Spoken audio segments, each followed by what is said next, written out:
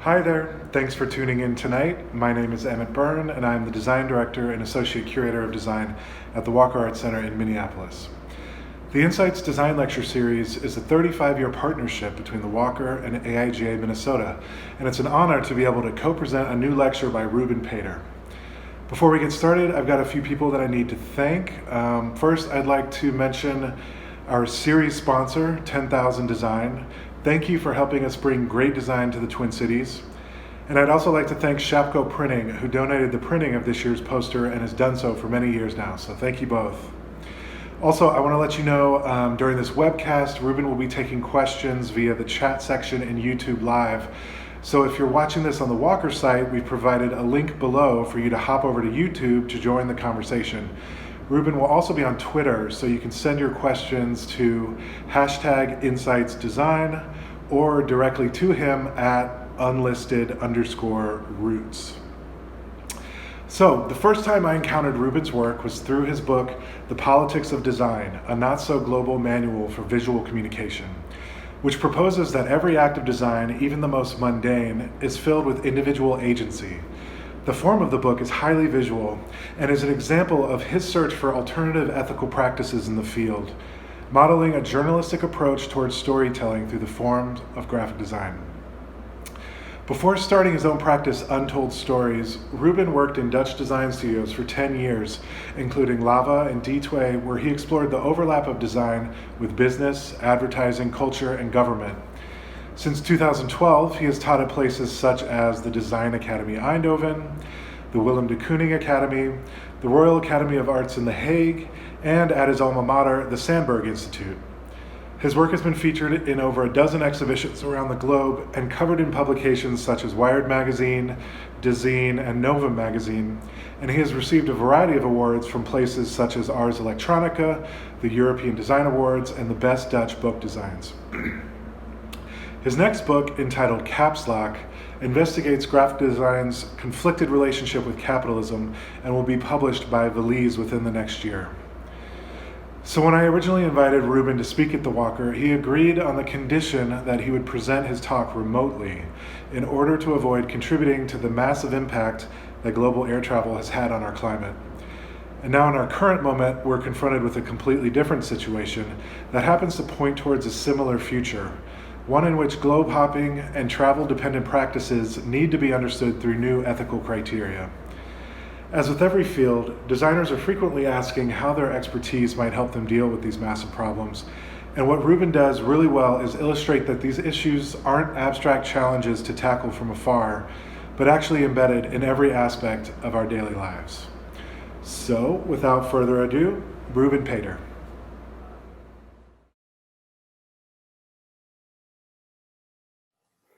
Take one, introduction. Hi, my name is Ruben. Thanks, Emmett, for this introduction. Actually, I'm not in Minneapolis myself. I'm here in my studio in Amsterdam, recording this remotely. So actually, the original idea behind this was that when I was asked for the Walker Insights lecture, is that I don't fly anymore because of the climate crisis. One return tickets from Minneapolis to Amsterdam would amount to 3 tons in CO2, which is 3 times the allocated budget per citizen of the world if we want to keep that world sustainable. And also I thought it was a kind of an idea to challenge this, nomadic lifestyle of the designer traveling all around the world, doing presentations. Is that sustainable? And also, it's also kind of privileged because not everybody has the passport or the health or the abilities to travel around the world. So can we come up with new ways of presentation, sharing knowledge from a distance?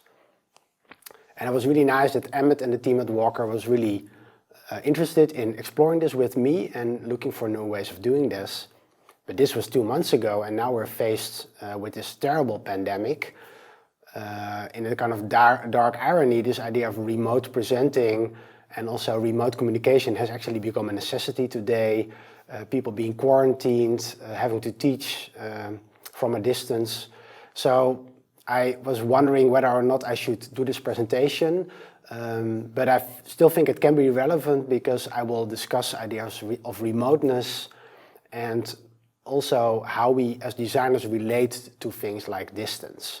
so that we communicate to people that live far away from different cultures, but also how does it work when we outsource printing, when we work for clients in different countries. So I think all these things come together in the presentation I will share with you today. And so for me, the first thing was, if you don't fly anymore, and this was last winter, how do you go on holiday? And I actually decided to hitch a ride on a container ship. So here you see actually the view from my cabin at the container ship. So the ship is called the MV Christopher. You see it's kind of like an average size container ship. And it goes from Hamburg to St. Petersburg and back. So this is in 2 weeks. And I was asking people, hey, if you want to follow me, you can go to Vessel Finder or vesseltracker.com. You can actually follow the ship's movements, and there's this website. And when you look up ships, you will see the amount of ships being en route at any moment in time. And there's an astounding kind of scale to this industry, especially because 90% of the world's trade is done via shipping. So coming into Hamburg Harbor, the kind of size of this logistics, how it's possible that supermarkets are stocked every day, and I think these things are actually playing out right now in this situation as well, that we see that we need these kind of mega structures larger than life. The machines that transport these containers are literally kind of transformer machines. And on the ship itself, these are some of the containers. There was no idea to find out what was in the containers as well. So we know that shipping is very cheap, but yeah, some of the containers were empty, and some could have had really valuable materials. There was no way to find out. But it was interesting because speaking to some of the crew, and most of the crew were actually Filipino, we realized that they were actually not being paid minimum wage. So this was a German ship, and they were not paying German minimum wage. And also another thing is that they were really scared of piracy. So they were really happy to be deployed actually in the Baltic Sea because there's no pirates there in opposition to things like Southeast Asia and the Gulf of Aden near Somalia, for example. So when you think about how cheap things can get, if you can actually ship a kilo of coffee for 10 cents, and it's actually regarded to be efficient to design a book in the Netherlands, print it in China, and then sell it in the United States. It's considered more efficient than printing and producing locally. So I think this is very interesting, is that why is shipping so cheap? And so the project I want to talk to you about is the project I did for my MA graduation project in 2012 for the Sontag Institute in Amsterdam, which talks about this international shipping industry. And what I've learned is that there is no such thing as free shipping. Because the boat that I was on, the container ship, the Christopher, was a German ship owned by a German company, but actually had the flag of Antigua Barbuda. So I didn't know this country existed. I had to look it up. It's an island nation in the Caribbean. And it's a very small nation, and it actually kind of looks like this. And it looks very different than the sea I was actually at that moment at, which is a very cold sea between Russia and Germany. So why can a ship from Germany actually have the flag of this Caribbean island nation? And this is something called flags of convenience. And that's kind of the idea that for people it's very difficult to change nationality. You have to live somewhere for a really long time. You have to spend a lot of money.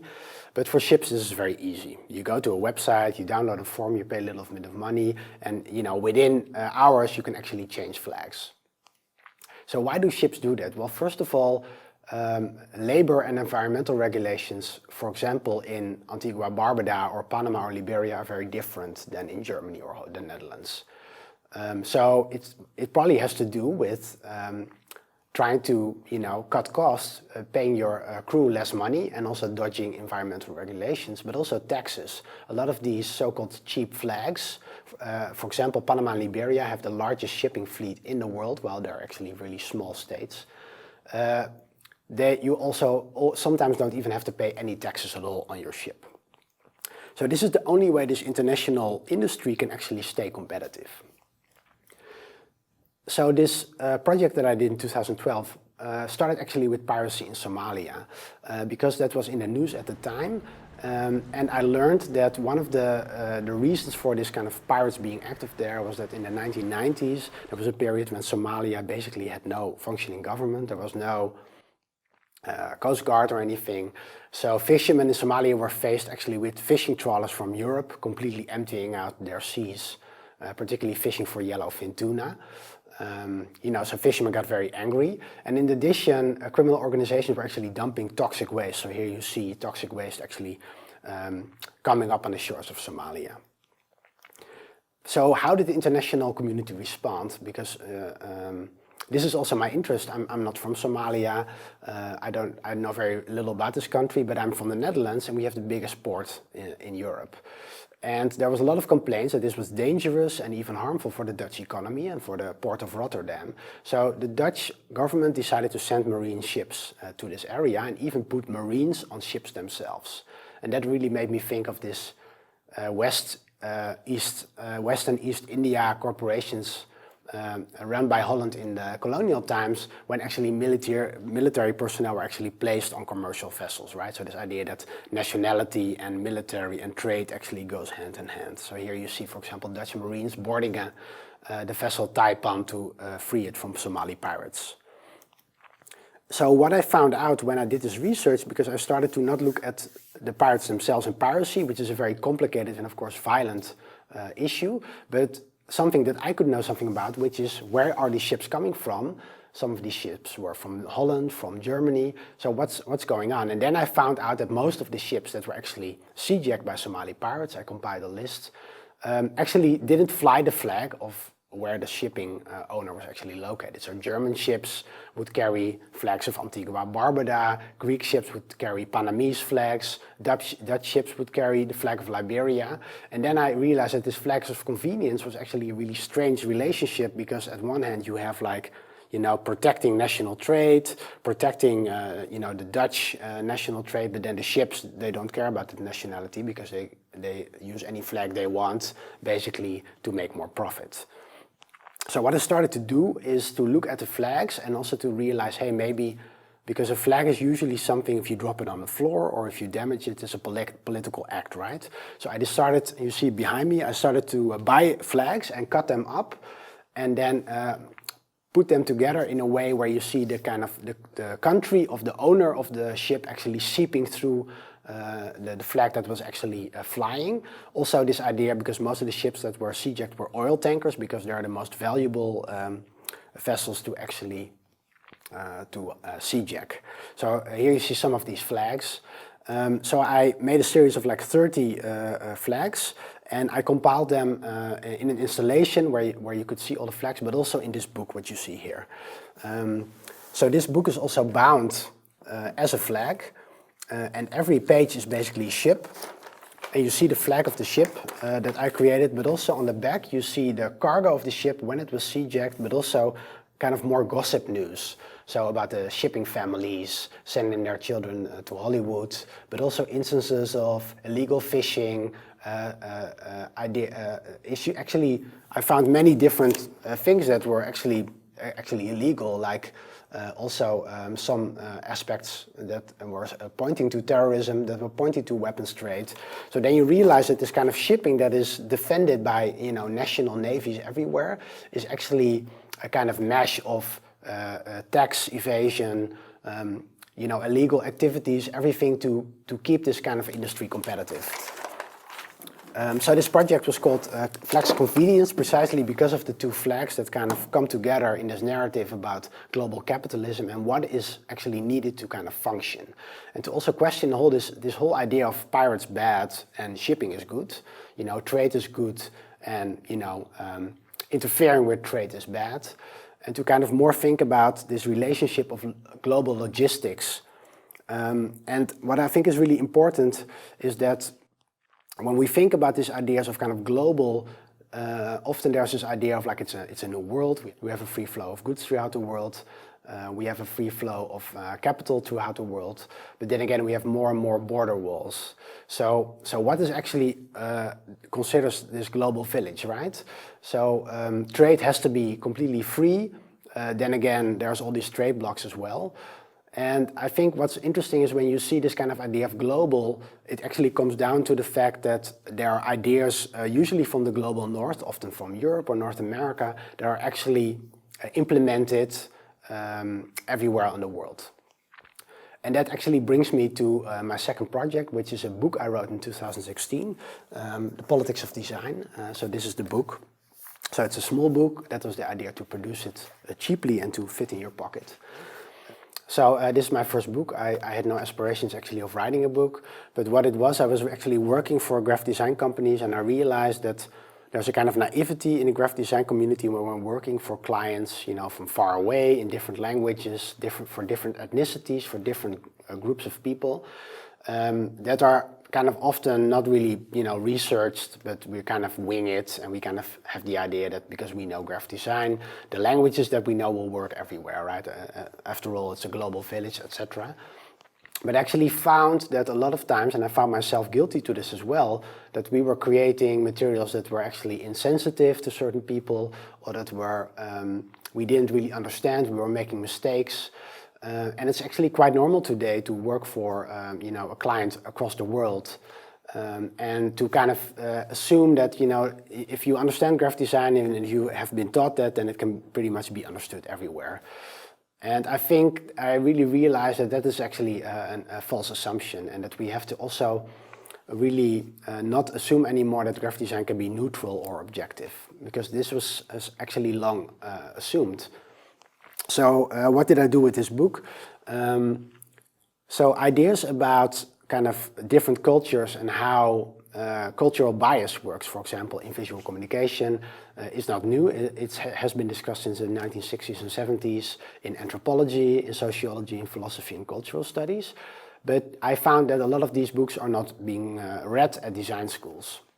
You know, at design schools you learn how to make design, good concepts, good form, but you rarely learn exactly what it means, what the designs that you create actually mean in society. So I tried at least to translate some of that academic material for a really broad group of graphic designers, visual communications, specialists, etc., especially using visual examples, because you can say all design is political, and this is also the kind of the premise of this book, but it's more important also to show it than how is all design political. And I think this also goes into the idea of, you know, can we design something for a place that is far away? You know, like I'm doing this presentation remotely, and that we're kind of used to working remotely, but how smart is that, and what are the pitfalls in this kind of processes? So the first example I want to show you is by Richard Dreyfuss. It's an American designer from 1959. He made this book called The Measurements of Man, which is where this image is from. So he was an industrial designer, an architect, and he was really important in kind of using the measurements of the human body in everyday design of spaces, architecture and furniture, which is of course very important. But at the moment you present this kind of standards, in this case the body of a man and a woman, you also realize that standards can be also quite exclusive, but also even violent. So in this case, for example, it assumes that gender is always a binary choice between a man and a woman. While of course there's many other ways of interpreting gender. So already to position that as this is the only choice is already, I think, a very, you know, culturally charged statement. Secondly, where do these measurements come from? So the measurements of the men, for example, come from US military men being measured for military service. So we're not just talking about, you know, the average person in the world. No, we're talking about young military-age males from a certain country and a certain culture. And of course, this set, although this book is still being used in design schools, it has been expanded upon, but we still should always be aware that when we use standards as designers, and we need standards in order to work, that we do challenge them, and we understand that they always exclude as well. So this is an example from 1974, also from the United States, commissioned by AIGA, a set of icons for the US Department of Transportation, which was later adopted by ISO. So actually, personally, I love this set of icons. It's designed really elegantly. But as Abbott Miller and Alan Lupton have pointed out, that also this series has actually a lot of cultural biases in it. For example, the icon for a ticket office is a man buying a ticket from a woman. And the icon for a restaurant is a knife and a fork, which is a Western eating utensil. This is not, in every country the standard eating utensil. And the word parking is, of course, an English word with a Latin alphabet. So it already assumes a kind of cultural perspective at the moment that you see these icons. And sometimes we don't even realize our biases until we see them kind of grouped together, as this one about race, for example.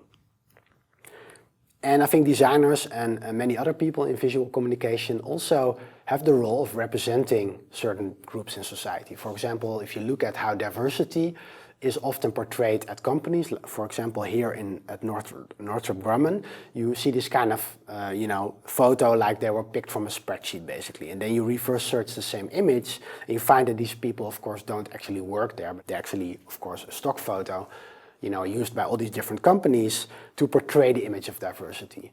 So we really have to watch out that as designers and people that work in visual communication, our skills are not being abused by portraying a kind of organization in a different way than what's actually going on inside. Because if you look at the CEOs and the board of directors of these companies, there's a whole different image of diversity that appears there.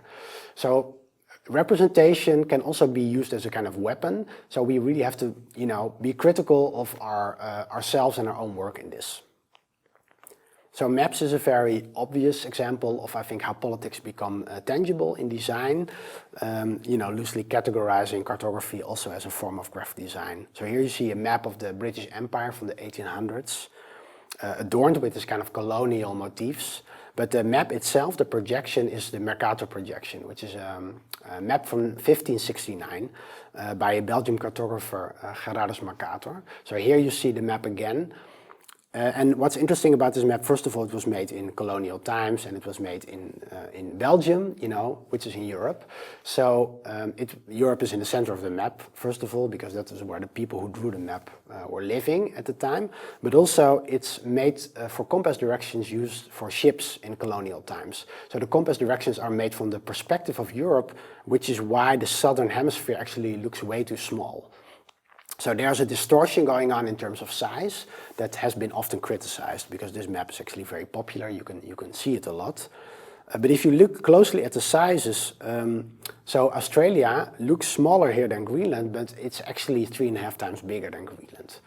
So this map has actually been criticized to be colonialist because it portrays the to-be colonized continents much smaller than Europe, where the colonizers are coming from. And it was actually criticized in 1973 by Ruben Pater, who was a German cartographer, who actually drew this map as a response, which is actually an equal size map. And it looks completely different. So you also realize that just a way to use a different proportion of the way that a sphere is actually put on a flat plane, so the projection of the map, has already such a different political message. And I think I also try to use a lot of examples in this book, how designers actually take this idea of cultural bias and everything is politically charged, but actually use that to their advantage. And I think this map by Buckminster Fuller from the 1950s is really interesting, the Dymaxion map, because it's a map that actually the user can fold any way they want. So it doesn't promise to have a central point. It leaves it up to the viewer. And it's also, I think, nice that there's a kind of like one island Earth, as Buckminster Fuller called it, because all the continents are kind of connected together. This is a map from China. I think just repositioning the center of the map, like me being from Europe, this map gives a completely different idea of world order and even political power compared to the maps that I am used to seeing, which often have Europe in the center of the map. So I think it's also interesting to understand that every map also offers a very small perspective on the world. So there's another example that I want to show, because this is what I also use very much in education, is that we often assume that design education is something that is often related to European design culture or North American design culture, while there are many design cultures in the world. A lot of them neglected or even unknown. So this is a map from the Inuit from Greenland from the 1800s. And what I like about this map is that it shows that there's completely different ideas of thinking about cartography, because this is also a map. So this is actually the coastline of East Greenland. And I think this map has two at least two very interesting design components. First of all, you can feel it. It's a tactile map. So if you have no light, for example, in the polar night, you can still use it. And also it's made out of wood, so it can actually get wet and still function. So a paper map in the same circumstances wouldn't do as good. So I think it's also important to understand that many of the design histories that at least I have been taught are very much informed by design histories from Europe and North America, but that's not necessarily, there are many kinds of design histories that can be told all over the world. And sometimes the way that designers kind of shape ideology or shape the way that we look at the world, it becomes very obvious, like this, this difference between a boys and a girls magazine, where you see that, just using different words and different images, it completely changes the kind of construction of gender, which we know happens at a very young age, is very much informed by things like advertising and, the visual world around us. So I think we have a responsibility to really think about what kind of world are we showing people, and how do we kind of also shape that world using visual communication. So this is also how companies and governments relate to that. So this is an example of the IKEA catalog. So the left is from Sweden and the right is from Saudi Arabia. This version of the catalog, IKEA photoshopped all the women out of the version. And people only found out online when they kind of changed languages. And then after the fact, IKEA apologized for it, but of course, they were catering to as many markets as possible, changing their kind of ethics as they go. So I think it's also important to understand how ethics are also sometimes very locally oriented, and companies are willing to give up ethics that are used in one country for the purpose of profiting in another one. But we should also understand that ideas of censorship and this kind of gender norms are not merely beholden to Middle East. This is an example for Utah of a yearbook photo where the photo of a student was actually adapted to be more suitable for a yearbook in this case. So there's many types of censorship and many types of how gender norms are enforced this way. So with technology now becoming such a most important carrier of information, it's often argued that because it's using technology and it's using artificial intelligence and machine vision and all these things, this is actually going to get rid of all human bias, because of course it's just a numbers game. But what we have seen, and this is an example from Hewlett Packard, and this is another one from Nikon, is that technology inhibits as much bias, as much cultural bias as previous communication channels actually did. And that's because the engineers who work on these programs and who write this code are as human as we all are. They have human biases, but also the data that these things, in this case face recognition algorithms, are trained on are also often have an historic bias. For example, the New York Times showed that most of the face recognition software is trained on mostly male Caucasians. So I think it's really important to be critical of the way that technology performs cultural bias and ideology, much of the same way as the maps did from the 1560s. So in my book, I actually give a lot of examples of designers who are actually not afraid to use that agency, that they know that everything has cultural biases and nothing is neutral, to their advantage. Because a lot of people come to me and they say, yeah, but all these things you write about in your book, what can we do? We cannot be creative anymore because there are so many limitations, because we could be wrong. You can be wrong. It's also good to know that you could be wrong and to also acknowledge that. But I don't think it has to necessarily limit creativity, because at the moment that you know that everything you make actually has a political impact, then you can also choose to either serve or subvert the status quo. So I think it's actually a really great way of using design as a way to shape the society for the better. For example, so one of the artists that I actually show in my book is Adam Harvey. So this project, CV Dazzle, what's really interesting is that he's looking at how Facebook puts face recognition on photos that people upload automatically. Some people don't want that, but Facebook automatically does that. And then he actually, what he did is not make a whole kind of military security thing against that, a kind of protest, but actually see it as a form of fashion. So he created a line of makeup and a series of hairstyles that prevent Facebook face recognition algorithms to recognize your face. And I think this is a really great example of how artists and designers are always trying to figure out ways to kind of subvert the system. I think that's one of the points also I want to show with my book, because I think this is a kind of area in design that we can be much more active in. So after this book, I think it would be interesting to talk a little bit more about technology and what it means in society in general.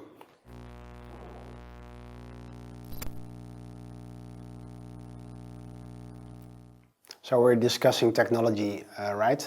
And I think with this face recognition technology, it's very clear that we are using more and more of these kind of technologies to make our society more secure. Whether it is in airplanes where you have to go to this kind of body scanner, leaving your shampoo and your water bottles all behind, and the machine kind of says if you're allowed in the airport or not, right? Just as face recognition is kind of used as a way to kind of select, hey, you are a threat or you are not a threat. So this way, I think technology is more and more used as a way of mediating between people, especially those who we don't want close to us or we don't want to engage with, and those that we do. And I think it's very important because, technology is also used, and the way it's used sometimes in design as well, is that there's a kind of power relation, right? Just as, not unlike I'm actually, doing this presentation, but you're not allowed to interrupt me or to ask questions during the presentation. So this is not a very symmetrical relationship, as it were. So in this kind of asymmetry and technology, I think is really clear in drone warfare, because you have on one hand a drone operator and a drone pilot who are half a world away from the actual aircraft that can be, either doing surveillance or actually, shooting missiles on the other side of the world. But the pilot and the drone operator don't actually put their body in a vulnerable position. So the countries that have access to this technology and have the resources to deploy it, they have the choice, not to engage themselves, but other people that don't have those resources are subjected to this technology. So this is why I made the work, the Drone Survival Guide, which you see behind me. This is a work from 2012. So I finished my Sandberg master, and after that I was thinking about how do I want to continue with my practice. And when I was working as a designer, of course, clients came to me and they, brought the topics and the products that they wanted me to promote. But often I thought, but there's also a lot of topics that I find important for the larger society, but nobody ever asked me to work on that. So my kind of idea was, can I work in this area of journalism and design and work on topics that are maybe beneficial to a large part of society and are not addressed by anybody else. So the first thing I made was this project, and the Drone Survival Guide is a kind of a discussion piece that wants to discuss, do we want these kind of weapons in our society?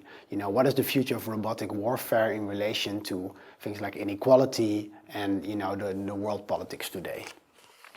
So you see behind me a big version, but this is actually the version that is actually produced the most. So the Drone Survival Guide is basically a document that shows all the most used military drones by scale. So it's a kind of bird watching of the 21st century where you can recognize the silhouette of a drone by using this guide. Of course, on the back, and there's ways of hiding from drones and hacking drones and other ways to subvert its sensors. Now, this document will actually not keep you safe. That's also not the intention. It's meant as a discussion piece.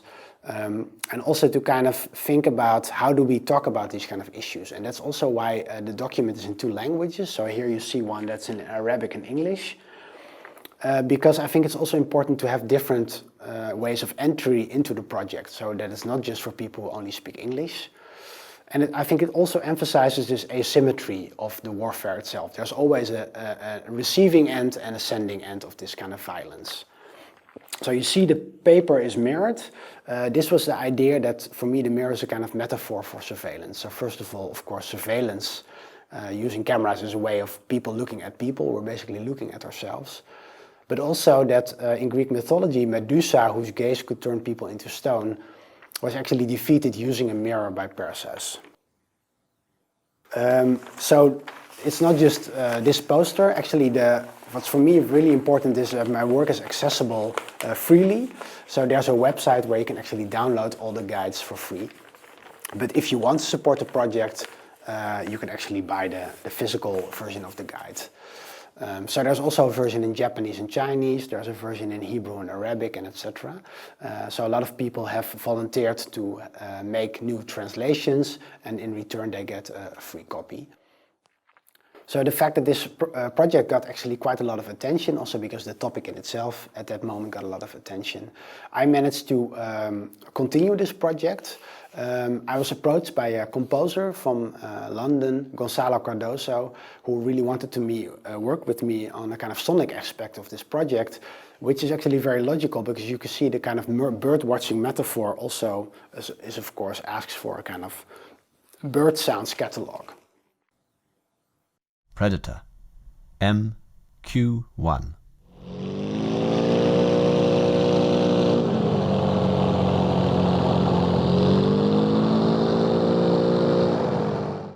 And it was not just about collecting the sounds of these drones, because these drones are more often heard than seen. They often fly above the clouds or so high that you cannot see them.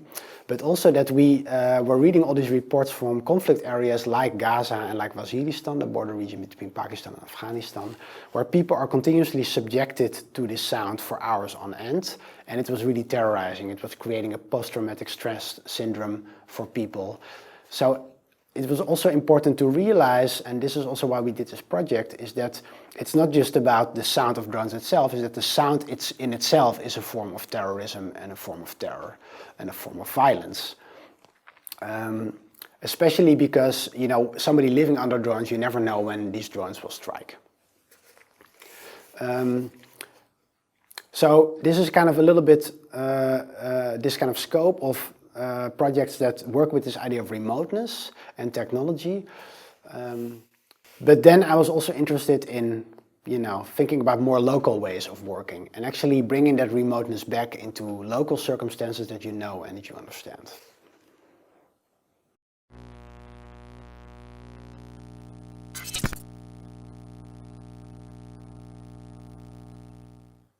So the next project I want to talk about is a much more local project. So in 2017 I was asked by the artist Klaas Berger to join his research about people living in trailer parks in the Netherlands. We call them campings. Because in the Netherlands we actually have the most campings in the world per capita. And the reason why is because in the 1950s and 60s all the Dutch families that would go on holiday would go to these kind of camping places. Really wonderful places where you could bring your children. But of course now flights to Spain and Italy are really cheap, so these campings have completely emptied out in the last decades. And that actually brings in another topic, which is the housing scarcity in the Netherlands. So there's such a shortage of low-income housing that a lot of people have no place to go, especially after a divorce or when they cannot pay their mortgage or they, for whatever reason, end up on the streets in an unexpected situation. It's almost impossible to get a house. And the campings are kind of the last resort then, because there's all of these empty places where then people will live. Usually the idea is temporarily, but often it ends up being many years. But the point is, it's illegal to live on campings in the Netherlands. So on the one hand, police and governments are kind of allowing it, but can also change their mind anytime and then give really high fines.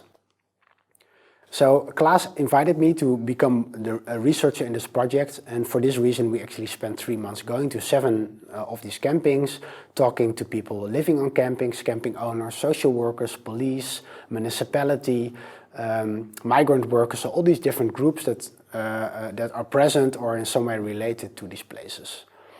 And the first thing that we found out is that this image in the Dutch media is really much about campings are these crime-infested areas that are really dangerous, and people that are looking for places to escape the law all go there. So this was really like the central kind of story in the media, was so far from the truth, because on these campings we met all these different people that for whatever reason couldn't find a house anymore and had no other option than to go there. But also what was really interesting is that So as graphic designers, we're kind of used to, we get, information from the client, or we find news articles, or we're looking for all this information. But it's completely another thing to get knowledge, to get information from people themselves, just by talking to people and just to understand that local politics and the everyday way politics works is super messy. And that maybe certain policies that were actually meant to work in a certain way completely work in a different way. So I think it was really, for me, a really helpful experience to understand how can you get information from a project, not from books, not from briefings, but actually from people themselves. So how actually as a designer do I fit into this, right? Because we did all this research. So I was kind of looking for a language to discuss this issue, because we found it was much more about the campings. It was actually about Dutch bureaucracy pushing people to the fringes of society. Dutch bureaucracy is very neatly organized, which is why the project is called Camping Kafka. So the project ended up being a kind of mapping of Dutch bureaucracy and how all these different groups, whether they're single mothers, whether they're freelancers who lose their income, or elderly people looking to leave the city, how these people all end up on these campsites. But usually when things like poverty and housing scarcity is being discussed, there's this kind of idea to present kind of photography as a medium to represent this. So, you show people that need your help. They look poor. You have to give money, or you have to support the cause. So this kind of socialist imagery that's supposed to, make people feel empathetic when they look at it. But during this project, we were continuously showing all our sketches and ideas to all the people involved. And a lot of people at the campsite said, yeah, we don't want to be victimized. We don't want to be shown as being passive and helpless, and like we are waiting for help, because we are not. We want to feel empowered. So rather than using photography, which would really also bring down the whole narrative into kind of one particular phase or one particular situation, when there were so many different groups living on campsites, we decided to actually create a series of emojis. Because we wanted visual ways to kind of engage with the different people on campings, finding a visual language to discuss with them and to also organize the process. But the problem was that there were no emojis for homelessness, there were no emojis for single mothers, migrant workers, and for poverty. There's a lot of emojis of stuff you can buy and food you can eat, but not so much about poverty. So I decided to make a new series of emojis, especially for this project. A migrant worker, somebody who's homeless, somebody who's broke, a single mother, and a policeman who's allowing people illegally to live at campings because he's empathetic to the situation. This is a very Dutch phenomenon. So actually it was only intended, these emojis were only intended as a kind of language to work during the project. But in the end, what came out of the project? So I was really interested in saying, like, let's make a whole campaign. We have all this information. We now understand how this Dutch bureaucracy is operating. Let's make a really big campaign to push Dutch politics to change. And then Klaas said, rightly so, it's like, so if we do a campaign, we put a lot of money and a lot of effort into getting a lot of attention. So you get a lot of attention, and then weeks or months later, this is gone. And then 5 years later, somebody else is doing a project on poverty and housing scarcity. So how, instead of thinking about a short-term effect, how do we kind of build foundations for other people to work on, and how can we actually change something? Because the people who actually take the decisions are not the larger public here, they're the local municipalities. And the best way of engaging with those is just meeting with those local municipalities. So what we actually end up doing is actually not designing at all, but creating a kind of place, in this case a kind of installation, with these kind of images, but also a water slide. It can also be fun, it's recreation, where different groups could actually meet and discuss alternatives for this issue. Because we found that when we were talking with all these different actors, they never talked with each other, but only about each other. So for us, this was a way of bringing together social workers, migrant workers, but also people living on campsites, people being in debt, but also people from the local municipalities to discuss this issue and think about alternatives. And currently, this project is actually not more than that. A few years later, this is just going from municipality to municipality to organize discussions, informing actually local lawmakers about different perspectives when it comes to these campings. So this idea of how messy local politics can get and how messy politics in itself is, and really brought me also to think more broadly about the language of politics and the visual language of politics. So I was just talking about how different kind of politics are, different on a local level when you actually talk to people, than how they are, from a newspaper perspective, looking at laws and looking at parliamentary politics and party politics, etc. And I think this kind of gap between how people experience politics and how politics are being performed, let's say, in the House of Representatives, I think for me is very interesting, because a lot of people have been talking about, crisis in democracy, a lot of parties who are kind of being, challenging the economic system, the political system, have been very successful. And a lot of people kind of say that they lost their faith in politics. For example, in the Netherlands, 1/3 of youth does not vote, so between 18 and 24, and 75% of the Dutch youth has no faith in politicians. And but on the other hand, you see a lot of protest in the streets. You see climate marches. There's a lot of different protests now happening in Holland all the time. But also a lot of these, you see people actually under 18 participating in the protests, particularly in the climate marches. Because people that are 16 might have really strong political ideas, but they're not eligible to vote yet. And demands to actually lower the voting age to 16 has been denied in the Netherlands. But it's also the future of these young people that we're talking about here. So in the Netherlands, the idea of politics is still kind of regarded as something like you vote every 4 years. Every 4 years there's like a campaign with posters. And there's like a debates on national television. You listen to the party leaders and then you vote. And then, they will take care of everything else. So the participation in politics is really kind of limited in the way it's been discussed in society. And that is often also kind of placed outside of, the personal practice of politics. Like, how do you think about society? How do you deal with your colleagues, with your friends, and with your relatives, right? So I was really interested in, after the last election in the Netherlands, really interested in, can we think about new ways of visualizing politics, but also representing politics and the language of politics itself. Because I'm not necessarily a big fan of redesigning the democratic process in a sense of like, it needs to happen via an app or via a different website and then everything will be fine. I think there's a legitimate worry that people are not being listened to, and a lot of people really say that they don't really feel that politicians care really about what they have to say. So in order to kind of find more out about that, I started to interview Dutch youth between 14 and 27 during the last 2 years. And I worked together with a big team of young filmmakers, designers, animators, interviewers, to kind of find out, what are young people in the Netherlands thinking about politics? They're the ones creating the future. They're the ones who are going to be running this country. So first of all, what was really interesting is that almost all of them said, I don't care about politics. A lot of my friends don't vote, and even if they did, they said, I don't even know the difference between left and right wing. Sometimes I hear it via my grandma. It doesn't really come across in my timeline. These are some of the things that we heard. And then we started to ask more about, okay, so you're not interested in politics, so what do you care about?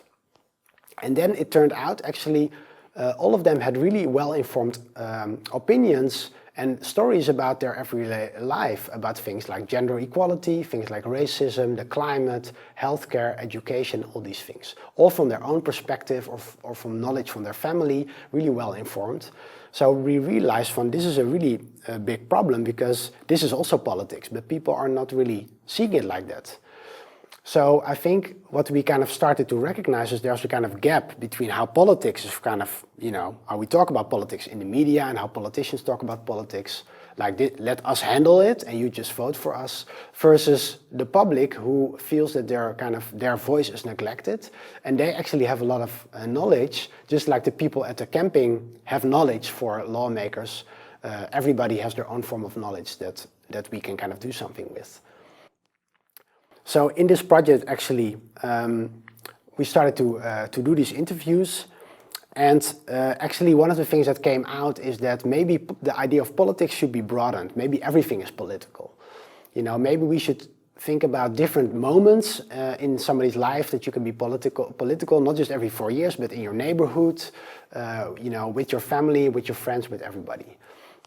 So all of the material from these interviews now is being compiled into a series. So it's going to be a series that's going to be broadcasted on Instagram and other social media. The form in which this kind of language that is part of the experiment, how to develop new languages to talk about politics, was also done in collaboration with the same youth that we have been interviewing. So now I'll show you a preview because we have been talking about climate change and also the effects of climate change and this idea of not flying anymore. But let's listen to young people and what they have to say. Vertel Emma, wat ben je aan het doen? Ik ben even bezig met mijn bord. Dit is poging 3 van het bord. We gaan het niet hebben over de eerdere pogingen, want het is een beetje gênant. Nou, we zijn nu onderweg naar Den Haag. We zitten in een overvolle trein, zoals je kan horen. Er zitten superveel jongeren met borden in. We hebben ook al gehoord dat het in Utrecht overspoelt van de jongeren met borden, dus dat is echt helemaal top. En ja, we hebben er zin in, hè Maren? Ja.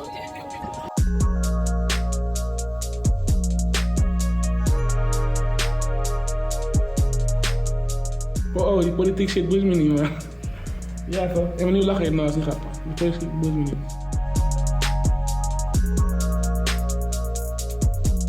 Politiek zelf is vaag. Ik weet ook nog steeds niet het verschil tussen links en rechts. Dus vaak zijn het ook dingen die dan mij niet zo heel veel interesseren. Zoals hoeveel geld er nou naar de overheid gaat. En zo. Weet je, zoals ook naar het leger. Dat soort dingen. Soms hoor ik wel van mijn oma of zo, weet je wel. Maar meer hou ik ook niet echt mee bezig.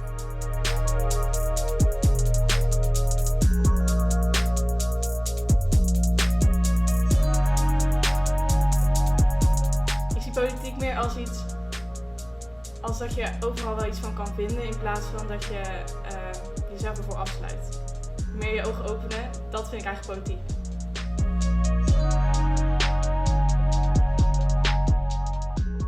We zijn heel erg grote luxe gewend. En we denken niet echt na over de gevolgen van onze keuzes.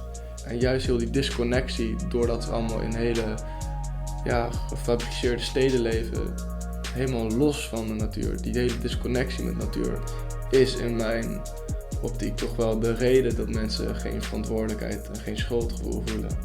Ik vind milieu heel belangrijk.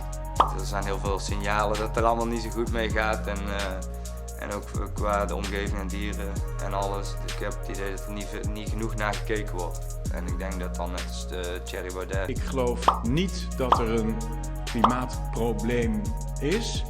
Ik geloof ook niet dat voor zover het klimaat inderdaad verandert, zoals altijd verandert, de mens daar een hele grote invloed op heeft. Ja, dan denk ik van steek je nou je hoofd in het zand of hou je je gewoon niet met belangrijke dingen bezig. Want iedereen houdt zich wel bezig met economie en geld, wat uiteindelijk maar een papiertje is.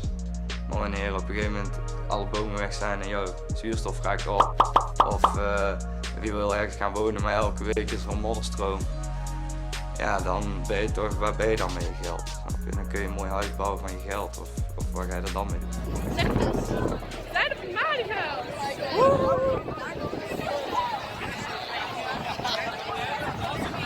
Ik moest hem van de politie eigenlijk weggooien toen ik terugliep van de klimaatmars. Zei ze, ja maar dit is aanstootgevend voor andere mensen. En ik zo, ik heb echt een positieve tekst op staan, weet je wel. Het is niet alsof erop staat... fuck Rutte, weet je wel, dat staat er niet op. Er is echt niks aan de hand. Het was van, ja, dat mag niet. En ik dacht, vrijheid van meningsuiting, wat is dit? Toen moest ik hem dubbel houden, maar hij is nu weer recht. Ik denk dat het enige wat ertoe doet, is het werken aan een fijne leefomgeving. Met fijne leefomgeving voor mensen bedoel ik dus gewoon natuur. Dat is waar ik zie dat mensen gelukkig van worden en waar we thuis horen. Mensen moeten dat uit zichzelf willen en ze kunnen het alleen willen als ze de ernst ervan inzien. En dat zien ze er alleen van in als zij een band hebben met de natuur. Ik denk dat de nadruk iets minder zou moeten te liggen op het geld. In principe.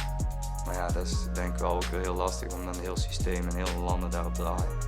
Is ook niet zomaar te veranderen. Ik denk dat een soort van collectief bewustzijn daarin iets is wat nu nagestreefd moet worden. En een zekere mate van verantwoordelijkheid nemen. En dat is iets waar je nu voor zou kunnen inzetten. En ja, dat is ook iets wat ik wil doen met mijn leven.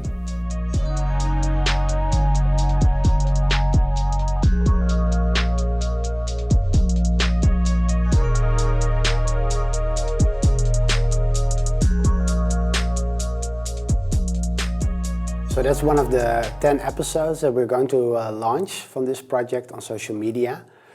This was actually my presentation. I hope everybody is healthy and safe in these very difficult times. I do hope you will engage with this presentation and ask me questions via Twitter and other social media. I would love to hear your input and get also a little bit of a dialogue in this kind of one-sided presentation. Thanks so much to the Walker team and Emmett for organizing and facilitating this, and thank you so much for watching.